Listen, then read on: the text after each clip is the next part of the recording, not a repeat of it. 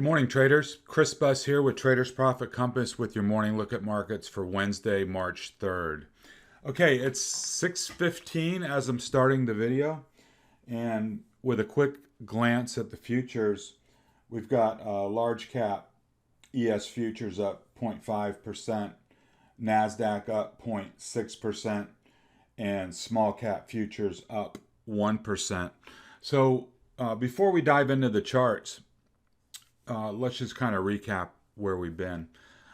Last week, we had the turmoil in 10-year yields, which definitely knocked the equity market off center, right? We had a rough week, a lot of volatility returned, and we saw a lot of whipsaw action, but mostly to the downside. Monday, actually, Friday was a very poor close. And then Monday, we had the positive news from Johnson & Johnson that their vaccine was approved. And there was a vicious rally off of the floor, off of the Friday close. And they did a real ramp job on it Monday. And then yesterday, they mostly faded that. And as we get into the charts, you'll see that there has been a very clear line of resistance on the high side and a line of support on the downside of this volatility range. And so what is happening now is that we're in whipsaw mode. Yesterday, we had IWM and enter its big gap. We had the Qs finished poorly, as did all the averages finished on their lows. And yet here this morning we are popping right back up again. So very tough trading. Can be a very frustrating environment here, but that's what we've got. So let's dive into the chart and look at these levels. SPY daily, 390 seems to be a wall on the high side. Until price can break 390 on a daily closing basis, I think prices are going to be pinned down here. And in my mind, this 385 remains a solid pivot level. And the reason why I've now changed the directional markers to above 390 and below 385 is because I think that $5 in between 385 and 390 is just a chop kill zone where anybody trying to get cute with a position is likely to get chopped to pieces here. So if you're a swing trader on the daily time frame, what I'd like to see you do is just have some patience and wait for price to lead the way. Right now it's undecided, in between this 385 and 390. I think if you get a daily close above 390, prices will be off to the races again. But if we start closing back below 385, then we're going to come back down to test the 50 back at 380 and possibly, pierce it to the downside. And that would probably be as a result of treasury yields rising again. We've had a period now of 3 or 4 days of relative stability. I noticed TLT was down like a buck 40 this morning, which equates to 3 or 4 basis point rise in 10-year yields in the pre-market here, which isn't terrible. But if we see a persistent trend reemerge of higher bond yields, I think that's going to again seep into the equity market and tend to push prices down. So zooming in on the SPY 2 hour, here you can see it a little bit more clearly. 390, we've had quite a number of candles here try to penetrate, and all have failed. And we've got an intermediate layer right here at 387, which I think for active trading, along with 389, if you're going to actively trade, I think you could short against 390. I think you could short against 389, and I think you could short against 387. And then obviously if price were to move into this gap, you can short against 385.50 on a move down. Likewise, the other way holds as well. If we had a down move and then these levels are recaptured on the way back up, you can be long against those levels. But I want to point out, we're still in the bearish regime on RSI, below 60, after we were above for a long time, then we dropped down below 50, and we haven't been able to recapture 60 to get us back in the bull mode. And also we've got PPO pinned below zero and curling down right at the zero line. If this were to put in a bear cross right at the zero line, that's a very bearish setup, and we saw that right here. We came down, things looked good right here, and then it rolled right over again, putting in that bear cross, and then seeing the plunge down. So the indicators favor lower, but remember, they lag. We could do a moonshot today, and these will just creep up a little bit because they lag, but they do inform us of a bias, and right now the bias is lower. SPY 30-minute, here's that 389 level I was talking about on the 30-minute chart, and 387 yesterday. We got up here, early in the day, we ramped to just above 389, could not get through 390, and then it rolled over and finished low here. Now this morning we're set to open right near 389, so and then we'll have that gap below, right? On a green opening, we'll have a gap below that'll be a natural target to get filled. But as we saw on Monday, it's not a given that it fills automatically, because this was not filled yet. It still remains open, and price just did a gap and go on Monday. So keep both sides open in your mind and don't lock in on a narrative. Just follow price. And if price loses its opening range and heads down, that would favor a gap fill. And if it just holds its range and moves higher, then that favors, of course, a gap and go. QQQ daily, 324 has been a problem. Let's see, 1, 2, 3, 4, 5, 6 days we have been pinned below 324. So I think that's a good level for you swing traders on the daily time frame. Once we get a daily close above 324, I think you can, with a little more confidence, try a long there and see if price can get some follow through to the upside. Likewise, down here at the top of the gap at 310, we've had 3 very distinct tests of the top of that gap, and it has held each time.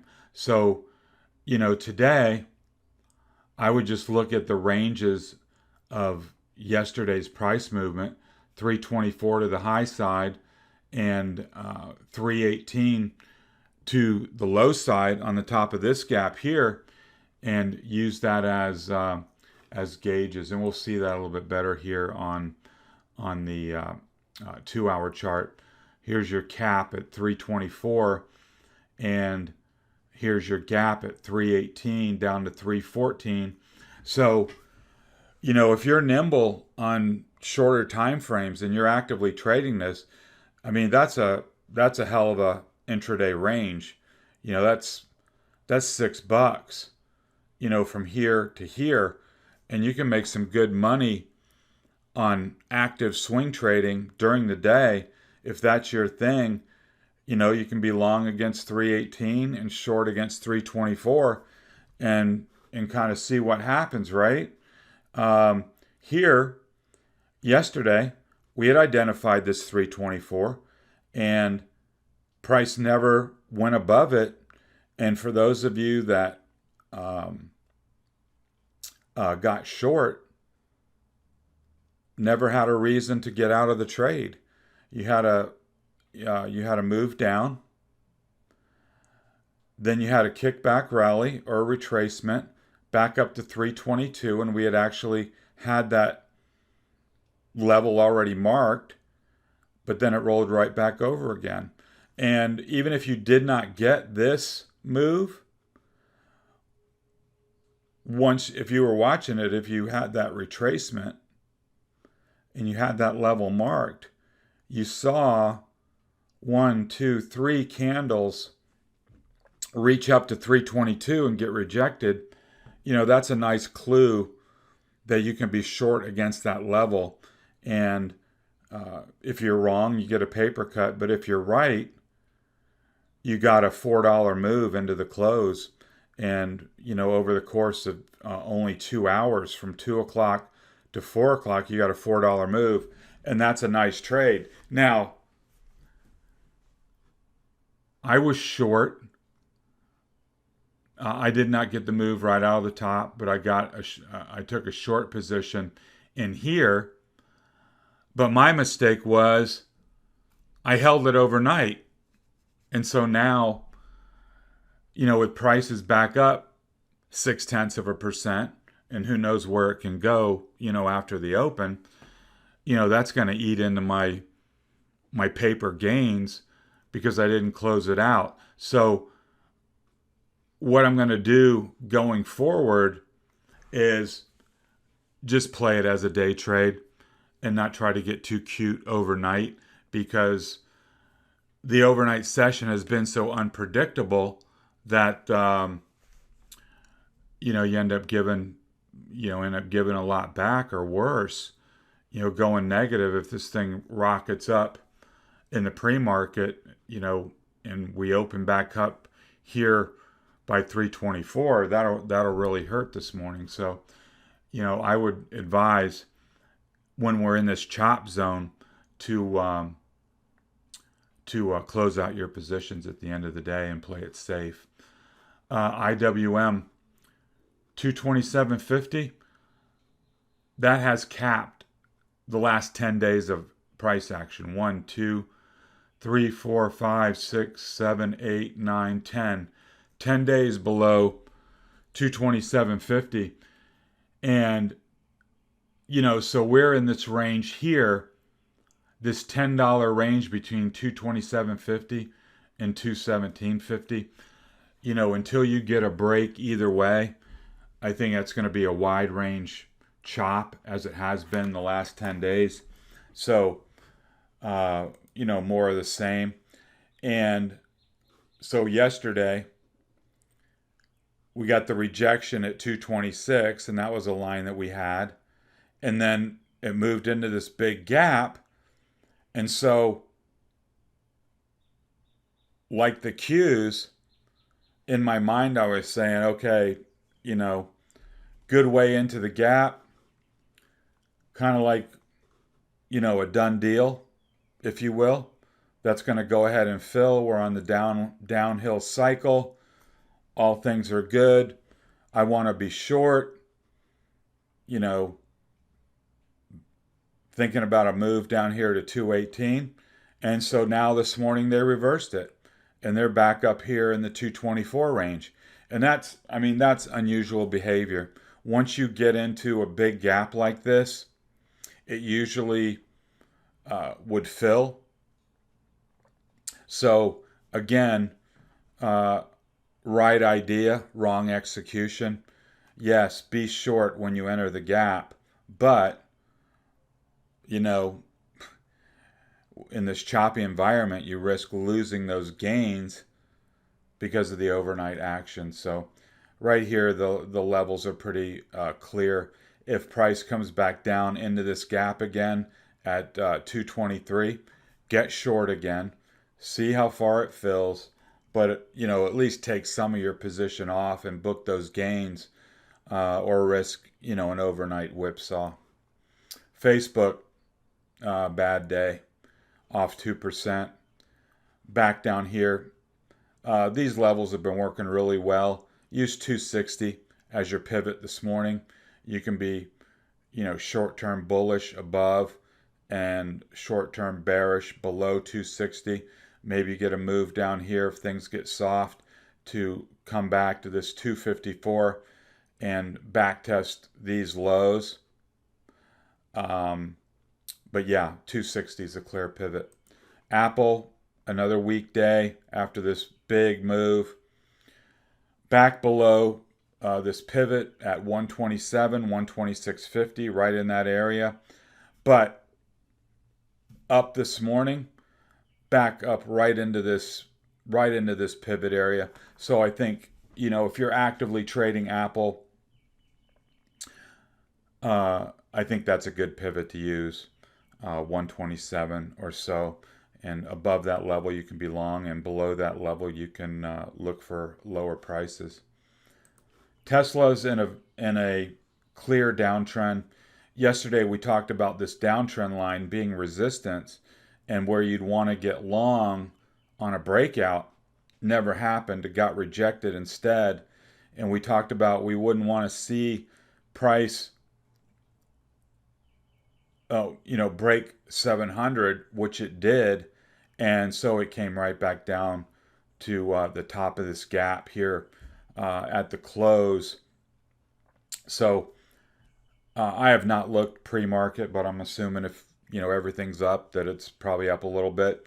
Use this 685 as your pivot, but and if it moves into the gap, get short, because it'll probably fill right down here to 670 to test these lows, and then if it breaks below, back into 650.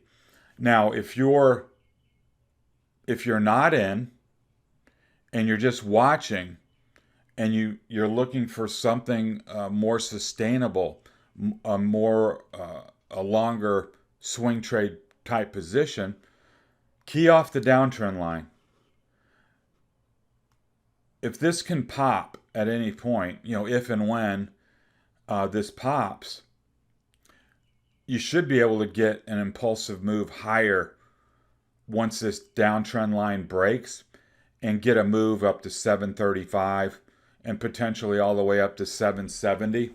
I can see a 770 bounce if we break this downtrend line and everybody gets excited. There could be a surge up to this 770 line, and that would be a nice swing trade. Even 735 is a decent trade because, this downtrend line is at 700. I mean, $35 is, a decent little trade. And if you got that level, then you'd have some wiggle room in trying to hold for a move up to 770. Microsoft is chopping around this 235 pivot, going back and forth through it. I think it's a good pivot level. I think you can be long above and short below 235. I don't think there's a whole lot to add to that. You've got a sizable gap up here that's yet to fill, but you've also got some downside support here at 230. So roughly, $5 on either side of this 235 are certainly within reason on either a break above or below 235. Amazon. What can I say, guys? The free 50 club delivered again. It seems like on a daily basis, if you are paying attention and you're comfortable trading those large value contracts, and I know it's scary. I mean, I haven't been trading it actively lately. A contract's going to be, a couple of $1,000 depending on, a Friday expiration, which, early in the week, that'll be $2,500. But you can't argue with the free 50 club. Yesterday, up here at 3150, could not make headway. And so a short against 3150 delivered right back down to 3100. So there's your free 50. And that's a nice trade, right? $50.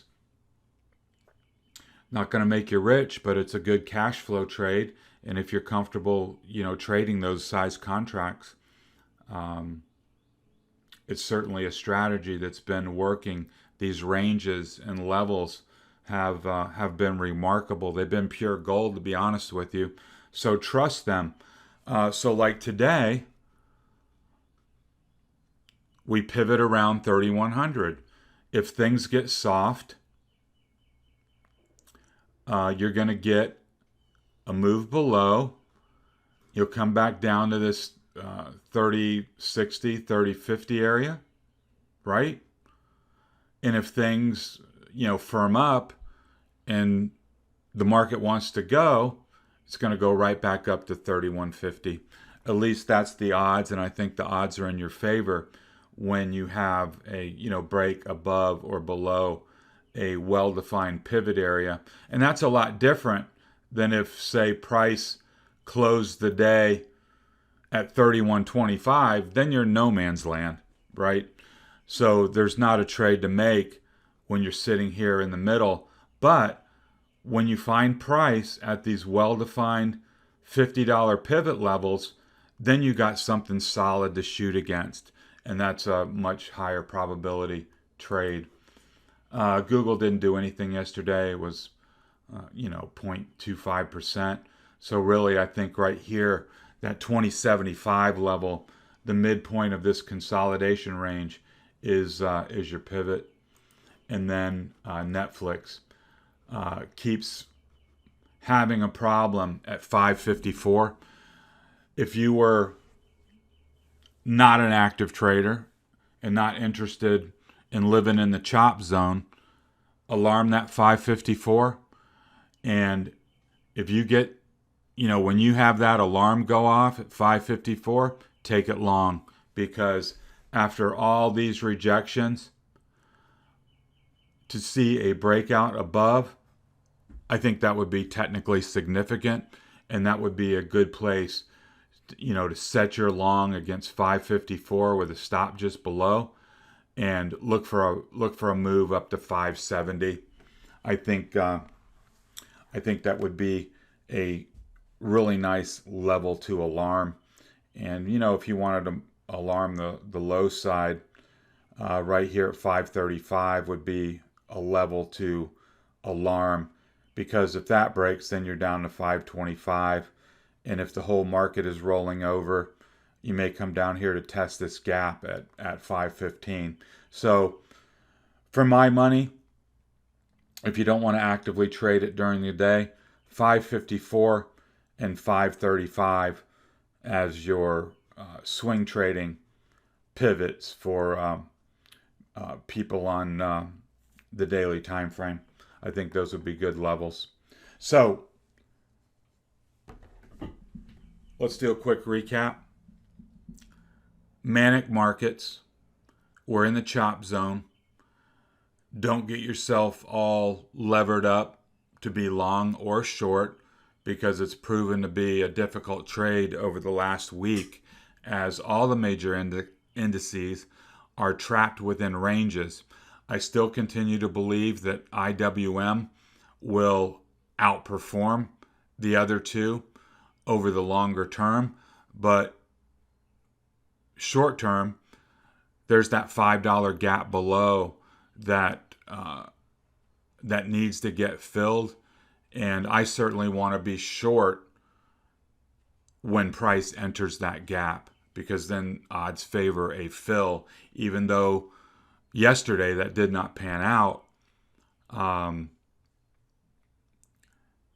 Whenever you enter a gap, especially of that size, $5, I think you've got to be short and hope that that move follows through to fill that gap, and I think that it eventually will. We've also got gaps below on the Qs and SPY. Those gaps have held since Monday, so they remain technical targets, but until price makes a move in that direction, there's not a trade to make right there. So let's exhibit some patience. And I know that sometimes doing nothing is the hardest trade to make, because, traders are supposed to trade, right? That's the mentality we get into. But making no trade, but yet knowing the levels where you want to engage the market, I think are going to be key over the next several days. And I think what's going on is the market is waiting. They're watching bond yields and waiting to see, is this thing truly going to stabilize, or is there going to be, a steady creep back up through 1.5% towards 1.6%. And if you see that, I think you'll see the weakness manifest mostly in tech land. And if you look at some of the recent price action in the bubble stocks, Zoom yesterday, had a great report. They faded it all day. I think it was down 10%, but that was like $30. I saw a lot of, the high flyers down big yesterday. So watch those high flyers. I think that's where you're going to see a lot of air come out of the balloon. You're not going to see it as dramatic in something like a Microsoft, but I think it'll weigh on tech in general. But the massive valuation stocks with no profits, they're the most vulnerable in this environment. One to watch today is Snowflake. They report after the bell. Again, massive valuation. When they talk about, price to sales, not PE ratio, because there is no E. When they talk about price to sales ratios, you got a bubble stock on your hands. And that's not saying anything. I mean, they say, the Snowflake, the sky's the limit, but they don't make any money now. So with that real high valuation, with no earnings support beneath it, it could be vulnerable. So watch these earnings reactions on these bubble stocks when they report have a good report and a good outlook, yet they're faded. Watch for that kind of price action. That should really inform your view going forward of how the market is treating those high flyers. So let's wrap it up there. If you're new to the channel and like what you've heard, why not hit the subscribe button and the alarm bell? You'll get notified of all my commentary and content in real time. You'll get a notice. And look over in the show notes where you can find links to the blog site and also to register for my content. And if you do that, you'll get all my content delivered to you in a nice, neat email. You won't have to go searching for it. You won't miss a thing. And also you'll get a an invite to our trading room. And we'd love to have you there. Lots of good guys and gals working hard to improve their trading with a lot of synergy and shared ideas. Once you're in the room, you're on the team, right? We each pull for each other. We flag each other on stuff we're seeing. And it's nice to have extra eyes scope in the market for breakouts and breakdowns and trade opportunities. So I really encourage you to take advantage of that. So let's wrap it up there. This has been Chris Buss with Traders Profit Compass. Have a good day of trading and talk to you soon.